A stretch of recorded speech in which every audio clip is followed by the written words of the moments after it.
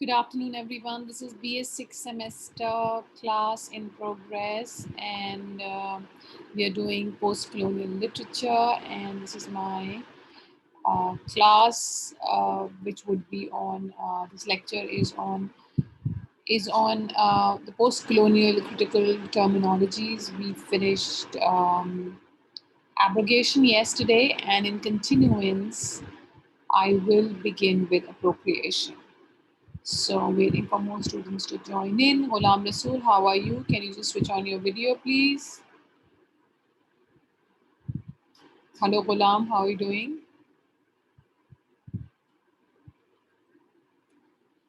It's okay, you can switch on your video.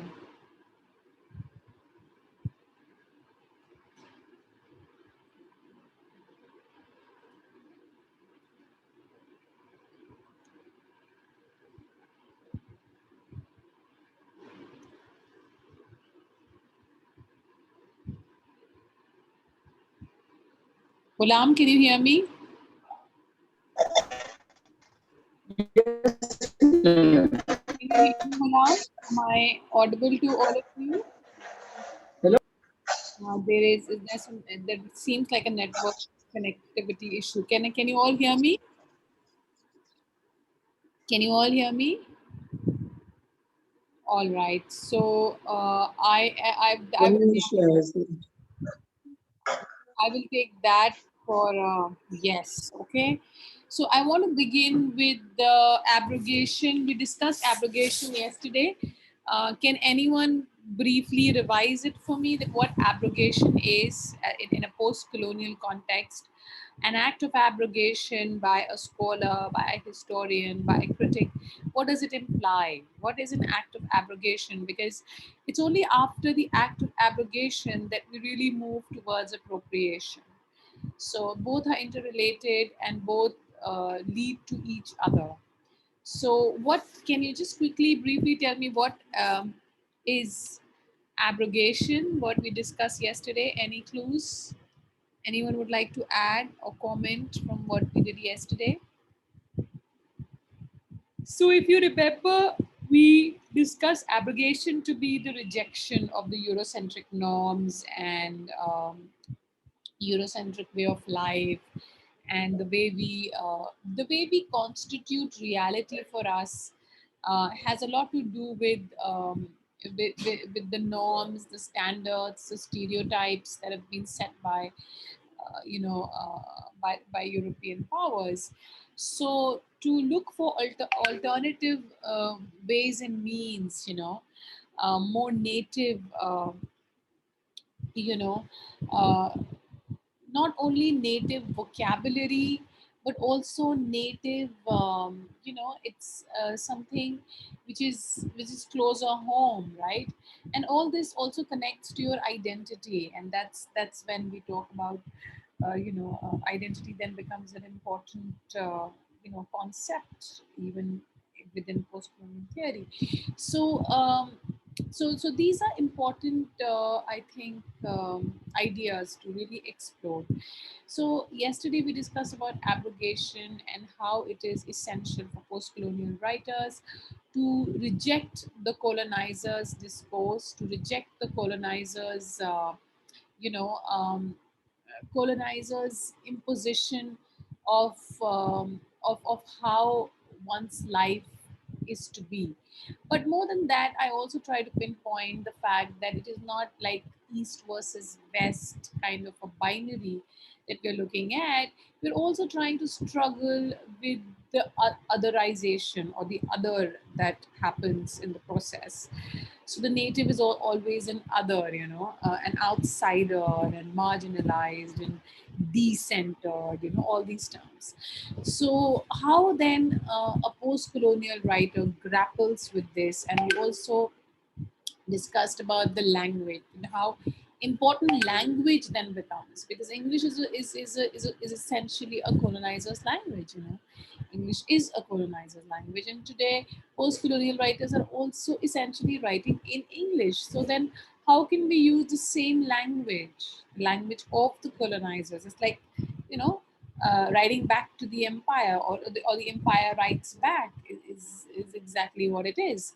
So the empire is now writing back. So when you say empire, you basically refer to all the colonies. So post-colonial writers are using the same language, you know, and because they are acutely aware of the power of language, and then how they play with the language, with English as it is, and then try to deconstruct the normative, standardized English, and then they try to build in their own vocabulary, their own structure within the established language, in order to create, not only, I mean, of course, in the process, they create new variants of English, new varieties of English, which are more closer to the native understanding. Also, being an Indian, you I mean, it's a being an Indian, you will have an Indianized English. I mean, it is just,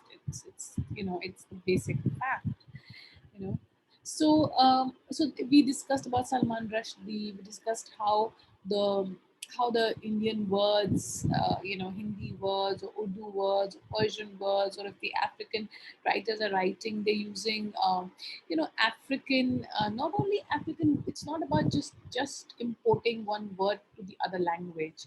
It is that cultural expression. So it is not just using, using some words to pepper the language. It is the whole idiom. It is the whole idiom is being constructed or reconstructed in English. So that's what the post-colonial writers are doing. And um, so many of them have, so we move from abrogation, we move to appropriation, and this is also some sort of appropriation, appropriation of language.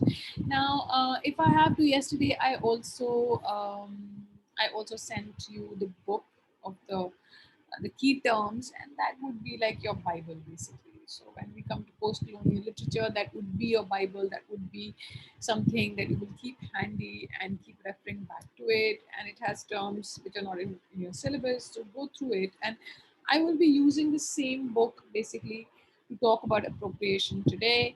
And if you have the book with you, which you have in your WhatsApp, I send it to you. So please open it, and you can see how is appropriation described. So appropriation is basically the ways in which the post-colonial societies, or writers, we can say, you know or post-colonial literature, that's your paper, they take, over the aspects of imperial culture. Imperial culture is basically the colonizers, right? So we are talking about the language here primarily. They are, of course, definitely playing with the language. The also forms of writing, changing the entire narrative. So language and forms of writing, or the structure of writing, is interrelated. Okay, so for example, when you read Chinua Achebe, when he talks about the tribal society of Concord, things fall apart, you will see that how simple and basic the language is. And somehow it just shows, it goes on to indicate the simplicity of their lives. The language they speak is an indication of what they think and their life, and the simplicity of the language, is that some sort of indication. So you have language, you have forms of writing, even the films, the theater, as someone was mentioning yesterday, that how you have these series, and even some of the Netflix series, have been made. And then you have modes of thought. Modes of thought, I think, is very important, because that's where you essentially challenging those modes of thought thinking. The mental scapes are not very easy to alter. And arguments such as rationalism and logic and analysis. Now, the Great Enlightenment project, it was this great emphasis on rationality, on progress, on development.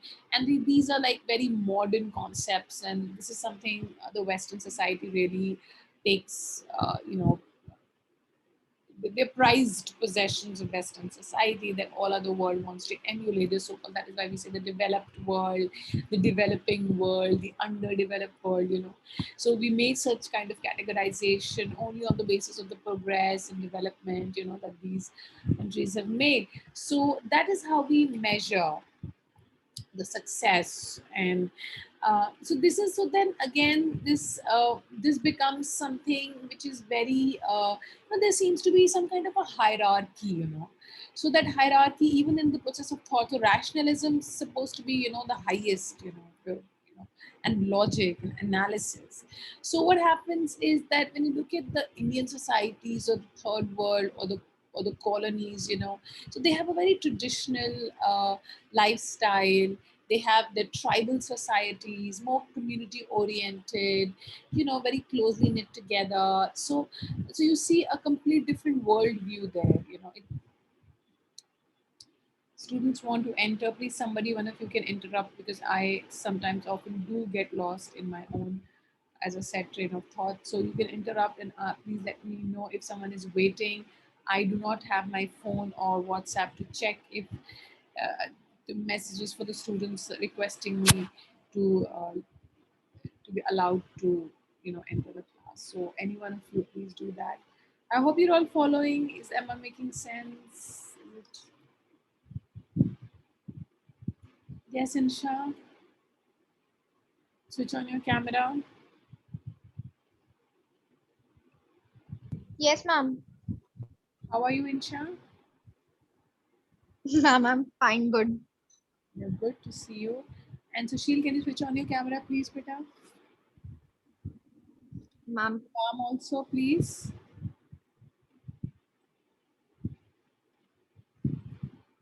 Camera आप please अपना camera on करिए.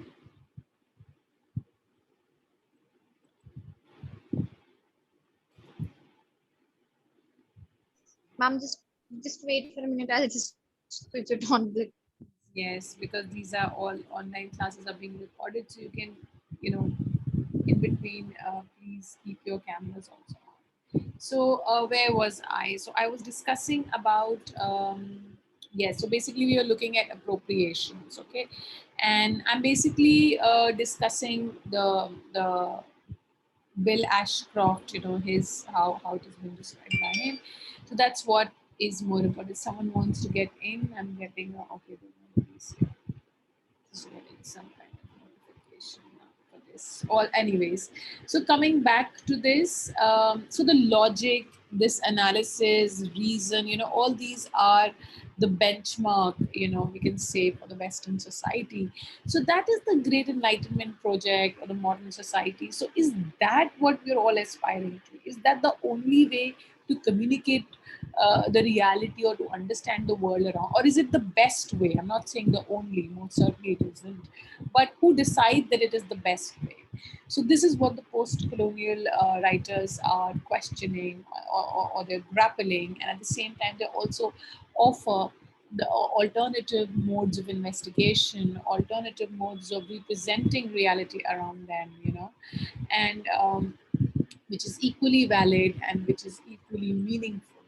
So when they do this, obviously they also try to negotiate, or in some ways the whole otherization is also being reclaimed. So I mean, they fight against, or the resistance against being other. So that is also part of it, which I really want you to make a note of. So here it also says that this process is sometimes used to describe the strategy by which the dominant imperial powers incorporates as its own the territory and the culture that it surveys and invades. Okay, so dominant imperial power, how closely it is all related to power. It is a power structure. When we talk about colonizer, colonized and colonizer, it is a power struggle. Colonizer has all the power. It has a military power. It has a manpower. It has all superior power over the colonized, to make him feel inferior, or to make him feel, as like an other and an outsider in his own land. So this is what it says. So it's a, and furthermore, post-colonial theory focuses instead on an exploration of the ways in which the dominated or colonized culture can use the tools of the dominant discourse to resist its political and cultural control.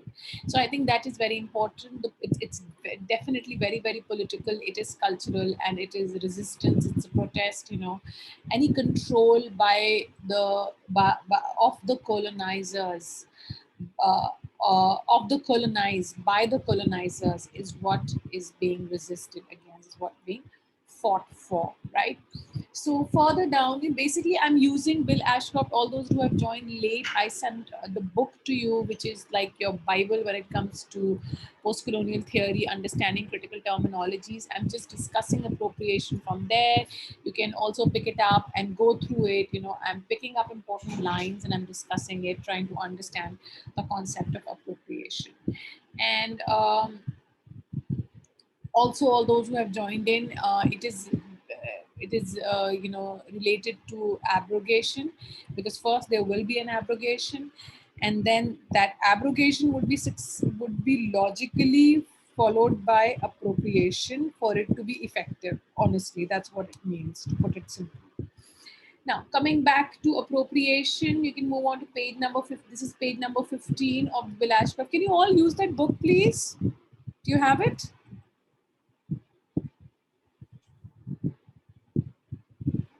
All of you?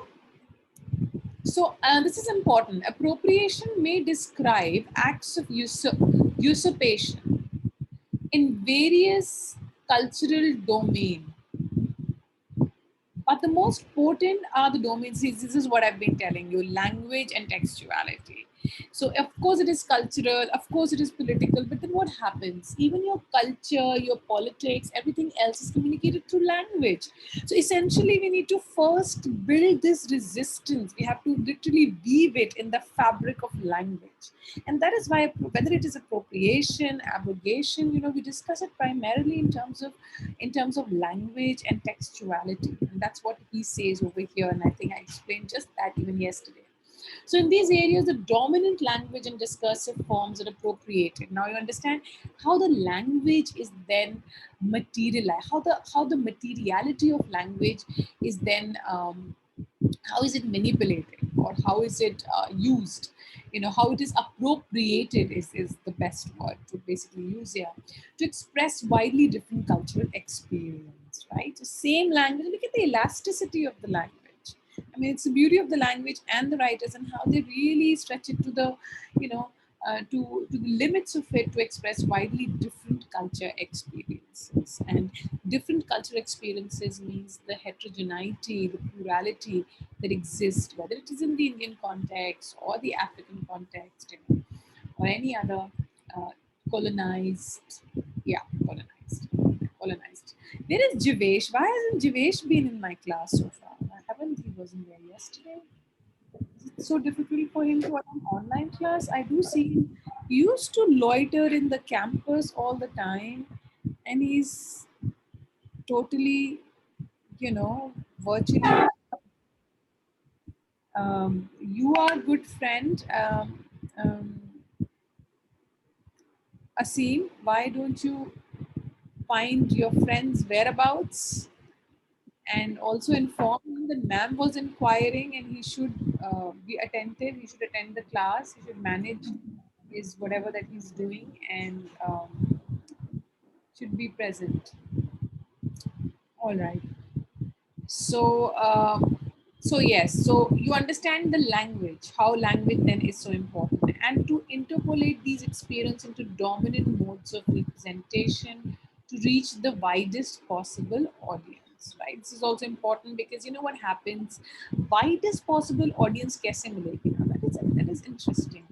Widest possible audience bhi tabhi milegi, you know. It's ironical is when you write in English, when you write in your own regional language, like Googie would say that, you know, abolish all English departments and will write in regional languages and all that. But then you have such a your impact is limited. Then, you know, how many people can you reach? Honestly, So that is why Empire Writes Back is so important, because you can make a political statement and say that you're using your vernacular regional languages to write and resist. It's fair, but then the impact would not be so much, because obviously it will not have a global reach. Okay, a global reach is assured only in a language like English. Okay, and that is why this adaptability of English by adaptation of the language, an appropriation of this language by post-colonial writers is so interesting. It is also a political a statement. That how you are able to reach, the maximum audience only when you write in English. Am I correct? Let's break this awful silence. Anyone has anything to say so far? Mm-hmm. What is this, Asim? Can you stop? Can you communicate instead of using these gestures and sometimes thumbs and clapping? What can we have a bit of discussion, please? Yes, Shima. What do you think? What do you think ensures maximum reach? Which language? What, ma'am? Sushil, I'm asking. We are talking about language in Hmm. appropriation and abrogation. So it's a very simple question, that what do you think writing in which language ensures the maximum possible audience that you can reach out to? Ma'am, I think English language has more familiar. You think English. What about you, Shima? Yeah. Arabic, because of many countries are Arabic country. Many countries are Arabic countries. Okay, Ghulam, that was an interesting, what should I say, rejoinder there. It's good at least you spoke. What about you, Insha? I'm, or you could say European languages as well. English is like more reaching to everyone kind of language. What about you, Shima? That's easily accessible everywhere. That's very true. Shima, you? Yes, Shima. And English is like a international language. It is not like an international language. It is most definitely, the international language. It is also the most spoken language. I think it is just Hmm. second to Catalan, right? Sorry, Cantonese. What am I saying?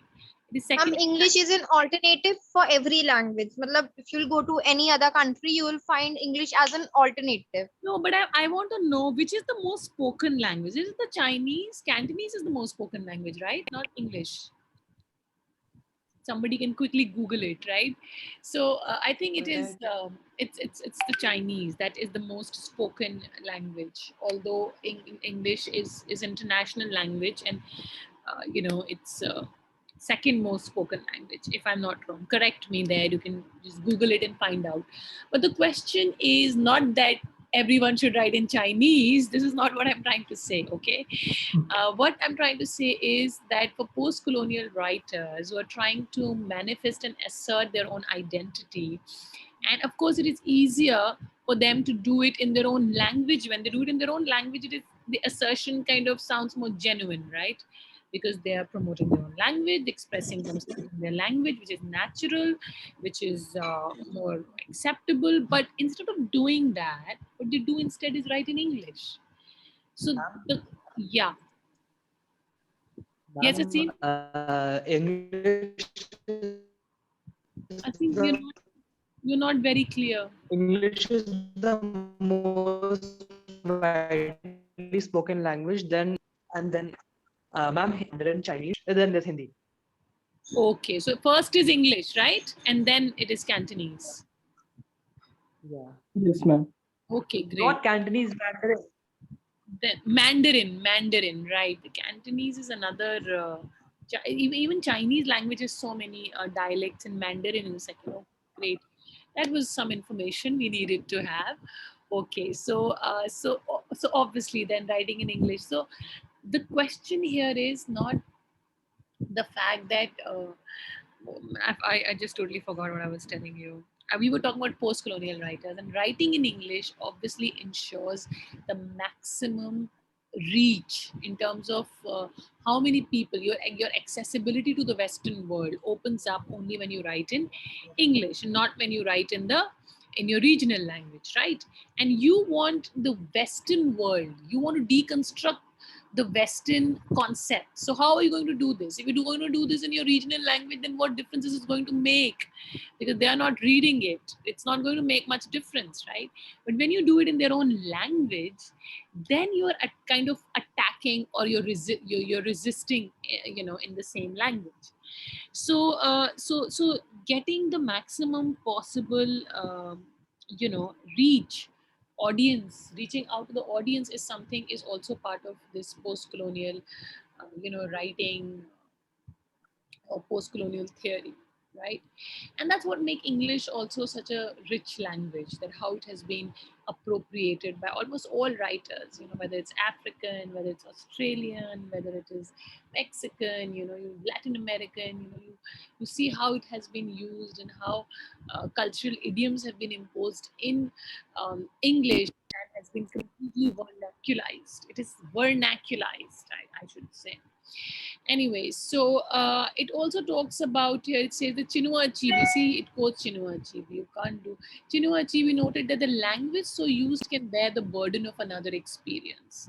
And this has become one of the most famous declaration of the power of appropriation in post-colonial discourse. Because what does the language bear? It bear the burden of another experience. Language is the whole cultural experience, okay?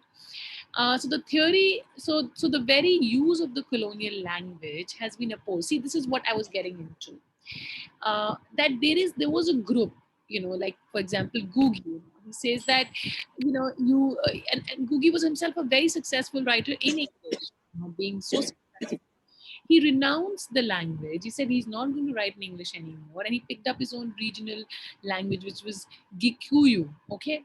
Um, and he continued to write in that, although we do study Googie then in translation, but we cannot we don't we, eventually he gets translated in English, right? So Googie, he continues to appropriate the novel form itself, and it has been argued that the very success of his political tactic of renouncing English has relied on his reputation as a writer. So what you understand is that the reason why Googie is so famous is because he has already established his legacy. He's already established himself as a great writer in English. And then afterwards, later in his career, he renounced the language. Okay. So his popularity was because he was an established English writer who's now writing in regional language. Had he not been writing in English at all, then he would have been remained unnoticed. Nobody would have known about him. So it is so important. This kind of an exposure is important for the post-colonial writers. Otherwise, they would be in their own watertight compartment, right? Am I making sense to you? See, we are doing important theoretical concepts here. I hope you're all with me and you have the text with you, the one that I sent. Do you? Do you? Do you all have it? Bill Ashcroft, Garrett Gifford, Helen Tiffin. Do you have that book, The Post-Colonial?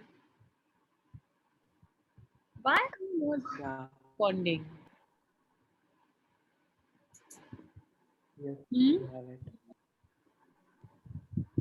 We have it.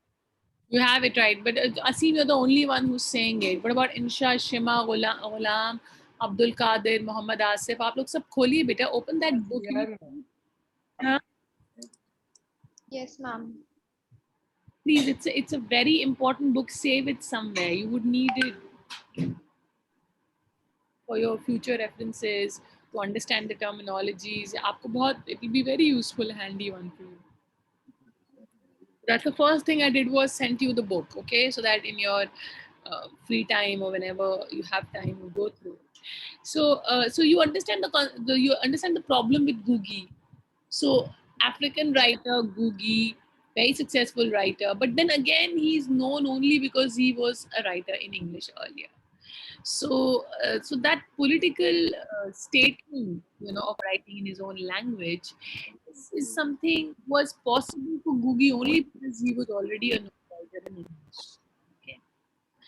Anyway, so there are many other non-English speaking writers who have chosen to write in English, do so not because their mother tongue is regarded by them as inadequate, but because of the colonial language has become useful means of expression. And here you can talk about Salman Rushdie, you can talk about Amitav Ghosh, you can talk about all these new contemporary writers. Okay, so colonial language is, when I say colonial language, I'm talking about English. Okay, so it's a useful means of expression, one that reaches the widest possible audience. Get that point, okay? The outreach is very very important because also a political act. It's an act of resistance. It's an act of assertion of one's identity. Okay, it's an act of negation of stereotypes. So all that is essential that it gets noticed. It gets the maximum possible audience. So you have on the other hand writers like Googie. Okay, Googie is one example who argue that access to English in the post-colonial societies themselves is often restricted to an educated elite. And it's a very point that it's here. This wide audience is largely outside the country or restricted to the comprador class within the society. And this debate has been, it's a persistent debate, but we need to look at it. What Googie here is saying is that Googie is basically making a statement that we see the maximum possible reach English gives us. But then one has to also understand that who is this English speaking people? Who are these English speaking people, basically, honestly? Who are they? They are definitely the upper class, upper caste, maybe. And basically, they are the a la cream, okay, or people who are outside the country, or even within the country. They're the comprador class basically means that, that ruling class, okay. So they are the ones who, and not the working class, not the labor class. So you understand that English somehow is also an indication of class system in the society. So to be able to speak English is a reflection of which class you belong to. Okay, it's a reflection of your economic well-being also to a great extent. So how does one language becomes an indication of these things which should not be related to it at all? Language is just a means of communication, but how does a language wield so much of power and control like the way English does? It's very fascinating, and it is definitely everything to do with its colonial legacy. Um, so that's why Google. What? Can you not hear me? Who is this? Who cannot hear me?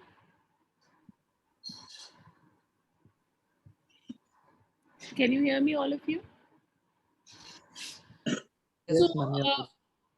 so these arguments are based on political effects of choosing to write in English is a very, very political statement as a medium of expression. They're frequently contested by alternative claim that language itself somehow embodies a culture in a way that is inaccessible to the speaker of another language, which you all know. Language is the whole cultural it's language is not just words. I think we discussed it, have discussed this earlier. It evolves. It has evolved over years and years of passed down from generation. It has history, it has cultural conventions, and each language is a reflection of its own culture, its own way of life, and it is unique, and it has to be unique, right? So therefore, the critics and the writers who appropriate the colonial languages to their own, they argue that although language may create a powerful emotive context through which local identities are formed, and whilst the use of non-indigenous language may as a result appear to such communities to be less authentic than text in indigenous language, such languages do not in themselves constitute an irrevocably alien form. So that's where appropriation comes. You cannot have an exact translation. I was doing translation theory with the masters, and I did one aspect of theory, which is fidelity and transparency. So you can get as close to the meaning as possible, but it cannot be exact. It can be close, but not exact. It's impossible, right? So what happens then? Then comes the appropriation. Okay, um, so we know that the differences will stay. There will be differences. There will definitely be significant differences, of trying to say things in your indigenous language and then translating it in a foreign language. It cannot be the same thing. We all know this. But then that's where it is the concept of appropriation comes. That you're appropriating English language and you're trying to indigenize it. Okay, so that in that context you create a new kind of English, like pigeon English bhi kaha jata hai isse, right? It's also called pigeon English anyways, or English is global English that I mentioned. All right. So, what happens as a result? Now, this is what I want to really highlight: is that they may be appropriate to render views that are just as powerful. Now, that this is the most important part. Powerful in constructing anti-colonial text. So, what are you doing? If you're writing in your own language, like Googie does, you're not creating an anti-colonial text. But when you write in the same language, that's when you're writing anti-colonial, and anti-colonial and post-colonial are somewhat, they're parallel, because post-colonial is anti-colonial, right? So that deconstruction can happen only when you choose the same language. That is why language is so crucial for appropriation. How can you appropriate if Googie decides to write in his Gikuyu? Okay, fine, very well, we respect